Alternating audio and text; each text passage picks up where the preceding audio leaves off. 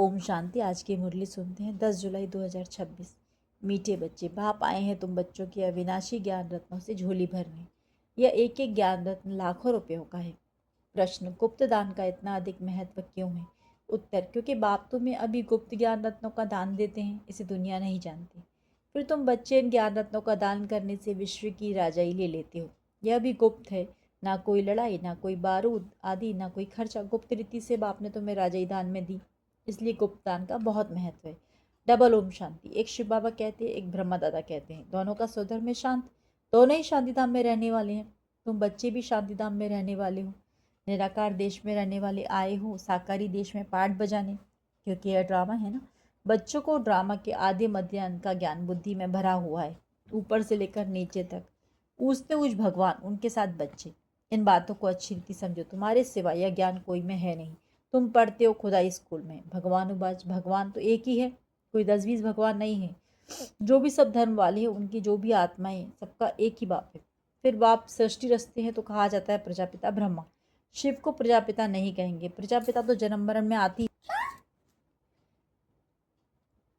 आत्मा संस्कार के आधार से जन्म मरण में आती है। फिर चाहिए प्रजापिता ब्रह्मा। गाया हुआ है, परम पिता परमात्मा प्रजापिता ब्रह्मा द्वारा रचना रचते हैं,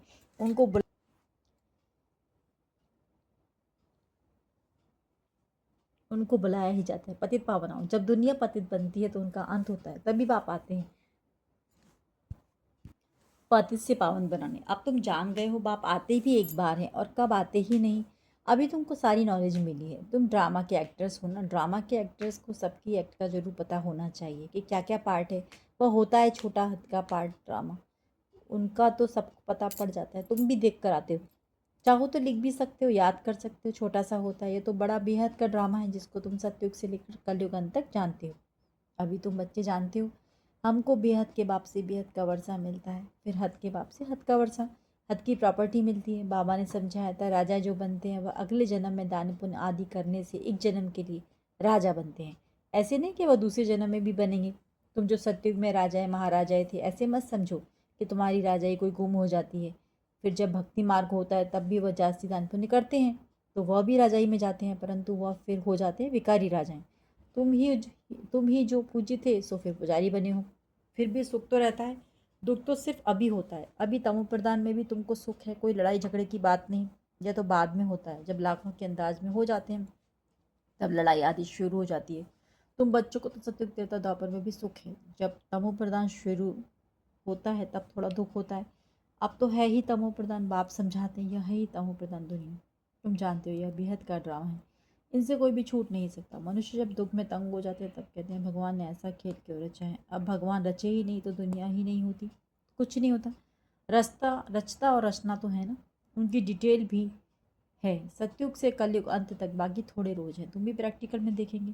पहले से ही तो नहीं दिखाएंगे, 5,000 वर्ष का बाकी थोड़ा चक्र है। अब अभी थोड़ी ही दिखा देंगे, जब होगा तब उनको भी साक्षी हो देखेंगे। जो होना होता है वह कल पहले मुआफिक होगा। यह तो देखते ही हो तैयारियां हो रही है, विनाश तो होगा जरूर। सबकी तैयारी हो रही है, वह ड्रामा में पहले से ही नूद है, विनाश जरूर होगा। अभी तुम बच्चों को बाप समझाते हैं, तुम्हारी आत्मा जो तमो प्रधान बनी है उनको भी यहाँ सतो प्रधान बनाना है। यह तुम अभी समझते हो। बाप गुप्त आते हैं, गुप्त ही तुमको ज्ञान दे रहे हैं। दुनिया में कोई नहीं जानते, गुप्त रीति तुम विश्व का राज्य लेते हो, कोई भी आवाज़ नहीं, बिल्कुल ही गुप्तदान कहा जाता है। बाप आकर बच्चों का विनाशी ज्ञान रत्न का गुप्तदान देते हैं। बाप भी कितना गुप्त है, कोई नहीं जानते। यह सब कहाँ जाते हैं, ब्रह्मा कुमार कुमारियाँ क्या करते हैं, कुछ समझते नहीं। तुम बच्चे जानते हो बाबा कितना गुप्त है। तुम बच्चों को गुप्त विश्व का मालिक बनाते हैं। ना कोई लड़ाई, ना कोई बारूद, ना कोई खर्चा। यहाँ तो एक छोटा गांव लेने में ही कितनी झगड़े मारामारी चल पड़ती है। तो बाप आकर गुप्तदान देते हैं, अविनाशी ज्ञान रत्नों से तुम्हारी झोली भरते हैं। कहते हैं भर दो झोली, शिव भोला भंडारी। तुम जानते हो शिव बाबा हमारी अविनाशी ज्ञान रत्नों से झोली भर रहे हैं। तो एक एक रत्न लाखों रुपयों का है। तुम कितने रत्न देते हो, फिर तुम कितने दानी बनते हो, वह भी गुप्त है। देवताओं को कितने हथियार भुजाएं आदि देती है, वास्तव में है कुछ भी नहीं। सतयुग में देवताओं को इतनी भुजाएं आदि तो होती नहीं। कलयुग में कितने अनेक प्रकार के हथियार दे दिए हैं। विनाश के लिए बॉम्ब से तो फिर तलवार बाढ़ आदि क्या करेंगे। तुम कहते हो ज्ञान खड्ग ज्ञान तलवार तो उन्होंने हथियार समझ लिए हैं। है कुछ भी नहीं। तुमको तो गुप्त ज्ञान मिलता है, गुप्त दान मिलता है। तुम फिर सबको गुप्त दान देते हो। तुम जानते हो बाबा हमको श्रीमत दे रहे हैं। श्रीमत है ही भगवान की। तुम जानते हो हम आते हैं नरसिंह बनने। उनको सर्वगुण संपन्न 16 कला संपूर्ण देवी गुणधारी कहा जाता है। देवी गुण सिर्फ उन देवी देवताओं में होते हैं। फिर कलाएँ कम होती जाती है। जैसे संपूर्ण चंद्रमा की रोशनी अच्छी होती है, फिर कम होती जाती है। कम होते होते बाकी एकदम पतली लीक बच जाती है। सारा गुम नहीं होता, लकीर जरूर होती है, जिसको अमावस कहते हैं। अब तुम्हारी है बेहद की बात। तुम 16 कला संपूर्ण बनते हो, दिखाते हैं कृष्ण के मुख में माताएं चंद्रमा देखती हैं। यह है साक्षात्कार की बातें, जिसकी समझानी बाप बैठ देते हैं।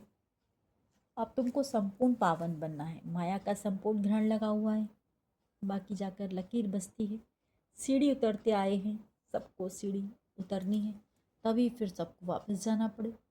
तुम तो अभी थोड़े हो, आहिस्ते आहिस्ते वृद्धि होगी। पढ़ाई में बहुत नहीं पास होते। तुम्हारे सेंटर्स भी धीरे धीरे वृद्धि को पाते रहते हैं। समय नज़दीक आता जाएगा, फिर समझेंगे इन्हों में क्या है। प्रतिदिन वृद्धि को पाते रहते हैं। अभी कहते हैं हमने समझा था, यह कहाँ तक चलेंगे, ख़त्म हो जाएंगे। शुरू में इस डर से बहुत भाग गए, पता नहीं क्या होगा, ना यहाँ के ना वहाँ के रहेंगे, इससे तो भागो। भाग गए, फिर उनमें से आते रहते हैं। बाप कितना सहज रीति से बैठ समझाते हैं। इन अबला अहिल्या को कोई तकलीफ नहीं देते हैं। इन्हों का भी उद्धार तो होना है। कहते हैं बाबा हम तो कुछ पढ़ी लिखी नहीं है। बाबा कहते हैं कुछ नहीं पढ़ी हो तो बहुत अच्छा है। शास्त्र आदि जो भी पढ़े हो वो सब कुछ भूल जाओ। मैं कुछ जास्ती पढ़ाता नहीं हूँ, सिर्फ कहता हूँ मुझको याद करो तो फिर बादशाही तुम्हारी, बस तुम्हारा बेड़ा पार हो जाएगा। बच्चा पैदा हुआ और कहेंगे बाबा, बस वर्षे का हकदार बन जाते हैं। यहाँ भी तुम हकदार बन जाते हो। बाप दादा को याद किया और राजधानी तुम्हारी, इसलिए गाया हुआ है साइकिल में जीवन मुक्ति। साहूकार लोगों का है पिछाड़ी का पार्ट। पहले गरीबों की बारी है, तुम्हारे पास आप ही आएंगे। दलितों का भी उद्धार होना है। भीलनी का भी गायन है। कहते हैं राम ने भीलनी की बेर खाई। वास्तव में राम भी नहीं है, शिव बाबा भी नहीं है। हाँ, हो सकता है इस ब्रह्मा को खाना पड़े। भीलनी आदि आएगी, समझो टोली आदि ले आए तो इनकार कैसे कर सकते हैं। भीलनी गड़ेकाल ले आएंगी तो तुम भी खाएंगे। शिव बाबा कहते हैं मैं तो नहीं खाऊंगा, मैं तो अभोक्ता हूँ। तुम्हारे पास आएंगे सभी, गवर्नमेंट भी मदद करेगी कि इनको उठाओ, तुमको भी ऑटोमेटिकली प्रेरणा होगी। बाबा गरीब निवाज हैं तो हम भी गरीबों को समझाएं। भीलनियों से भी निकलेंगे, इतना बड़ा झाड़ है, इनमें एक भी देवी देवता धर्म का नहीं रहा और सब धर्मों में कन्वर्ट हो गए। अब आप कहते हैं जो भक्ति करने वाले हैं उनको समझाओ। तुम देख रहे हो सैम्पलिंग कैसे लगता है, ब्राह्मण कैसे बनते हैं। जो सूर्यवंशी चंद्रवंशी देवता बनते होंगे वही आते जाएंगे। एक बार भी सुना तो स्वर्ग में जरूर आएंगे। बाबा ने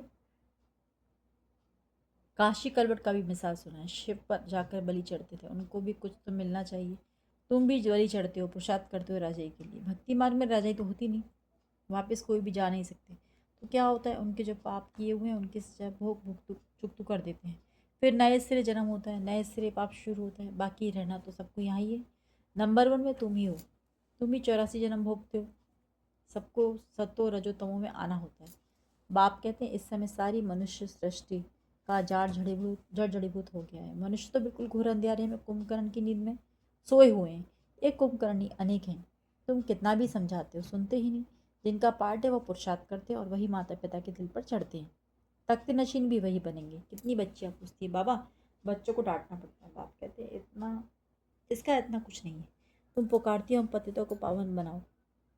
बाप भी कहते हैं काम महाशत्रु, ऐसे नहीं कहा जाता क्रोध शत्रु है। माताओं में इतना नहीं होता, पुरुष बहुत लड़ाई करते हैं। अब बाप ने तुम माताओं को आगे किया है, वंदे मातरम। नहीं तो माताओं को कहते हैं तुम्हारा पति गुरु ईश्वर है, उनकी मत पर चलना है। हत्याला बांधा फिर फट से पति बने, या ईश्वर मिला उनको। अभी राम राज्य स्थापन होता है, बाकी सब मरते जाएंगे। बाबा ने समझाया विनाशकाले विपरीत बुद्धि, विनाशकाले प्रीत बुद्धि। तुम्हारी परम पिता परमात्मा से प्रीत बुद्धि है।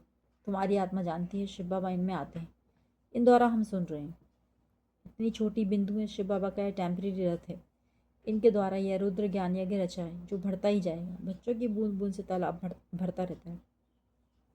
बच्चे अपना सफल करते रहते हैं क्योंकि जानते हैं यह तो सब कुछ मिट्टी में मिल जाना है, कुछ भी रहना नहीं है। इतना तो सफल हो जाए। सुदामा का भी मिसाल है ना, बच्चियाँ बाबा के पास चावल मुट्ठियों 6-8 रुपये भेज देती हैं। वाह बच्ची, बाप तो गरीब निवाज है ना। यह सब ड्रामा में नूद है, फिर भी होगा। बांधे लिया है। बाबा कहते हैं भाग्यशाली हो, शिव बाबा का हाथ तो मिला है ना। एक दिन आएगा सब आर्य समाज आदि भी आएंगे। जाएंगे कहाँ, मुक्ति जीवन मुक्ति की हड्डी तो एक ही है। सजाए खाकर सबको मुक्ति में जाना है। यह है क़यामत का समय, सब वापस जाएंगे।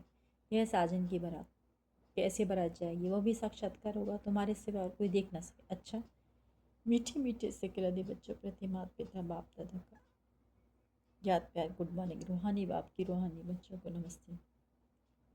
हम रूहानी बच्चों के रूहानी बाप दादा को याद प्यार गुड मॉर्निंग और नमस्ते। सदा रहेंगे, हंसते बन जाएंगे। पर इस धारणा के लिए मुख्य सार पहला है, बाप द्वारा ज्ञान का जो गुप्त दान मिला है उसकी वैल्यू को समझ अपनी झोली ज्ञान रत्नों से भरपूर करनी है।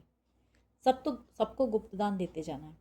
इस कयामत के समय जबकि वापस जाना है तो अपना सब कुछ सफल करना है, प्रीत बुद्धि बनना है, मुक्ति जीवन मुक्ति का रास्ता सबको बताना है। वरदान, भोलेपन के साथ ऑलमाइटी ऑथोरिटी बन माया का सामना करने वाले शक्ति स्वरूप भव। कभी कभी भोलापन बहुत भारी नुकसान कर देता है, सरलता भोला रूप धारण कर लेती है, लेकिन ऐसा भोला नहीं बनो जो सामना नहीं कर सकते। सरलता के साथ सामान्य और सहन करने की शक्ति चाहिए। जैसा बाप भोलानाथ के साथ ऑलमाइटी अथॉरिटी, ऐसे आप भी भोलेपन के साथ साथ शक्ति स्वरूप भी बनो तो माया का गोला नहीं लगेगा। माया सामना करने के बजाय नमस्कार कर लेगी। स्लोगन, अपने दिल में याद का झंडा लहराओ तो प्रत्यक्षता का झंडा लहरा जाएगा। अव्यक्तिशाली ज्वाला स्वरूप स्थिति में रह शक्तिशाली याद का अनुभव करो। विशेष याद की यात्रा को पावरफुल बनाओ। ज्ञान स्वरूप के अनुभवी बनो। आपसे आत्माओं की शुभ वृत्ति और कल्याण की वृत्ति और शक्तिशाली वातावरण अनेक तड़पती हुई भटकती हुई पुकार करने वाली आत्माओं को आनंद शांति और शक्ति की अनुभूति कराएगी। ओम शांति।